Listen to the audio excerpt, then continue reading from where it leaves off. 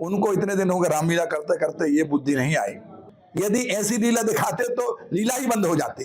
अध्यक्ष महोदय से अनुरोध करूंगा कि आप रामलीला के अध्यक्ष हैं, तो आपको बुद्धि और विवेक का उपयोग करते हुए जो जैसा है उसको वैसा पात्र बनाओ। देखिए, सबसे पहले तो रामलीला के अध्यक्ष को ये सोचना चाहिए कि रामचरितमानस है और भगवान राम पे जो लीला करते हैं कि भगवान का क्या चरित्र था, उस पर लीला होती है। उनको इतने दिन हो गए रामलीला करते करते, ये बुद्धि नहीं आई कि हमें किसको क्या पाठ देना चाहिए। आप संसद की बात करें तो संसद में आपने कैसे कह दिया कि डाकू जाते हैं। यदि संसद में डाकू जाते हैं तो जनता पसंद करती है, जनता वोटिंग करती है, और जब जनता चाहती है कि हमें ये ठीक है तो वो जाता है। परंतु हम ये नहीं कहते कि आप पूनम को पात्र ना बनाओ, पर जरूरी मंदोदरी शूर्पणखा का पाठ दो।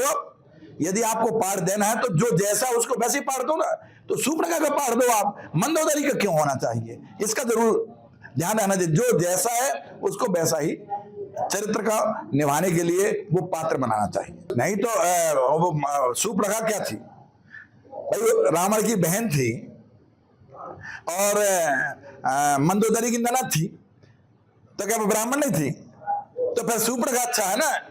मैं कहता हूं कि थोड़ा अध्यक्ष महोदय को विचार करना चाहिए कि रामचरितमानस पे कोई भी बात निर्णय लेने के लिए पहले विचार कर लेना चाहिए, क्योंकि ये सनातनी का आधारित, सनातन के स्तर पे हमारा रामलीला होता है और सभी सनातनी ये रामलीला देखने जाते हैं। और उनको ये नहीं मालूम कि 100 वर्ष कैसे हुए होंगे।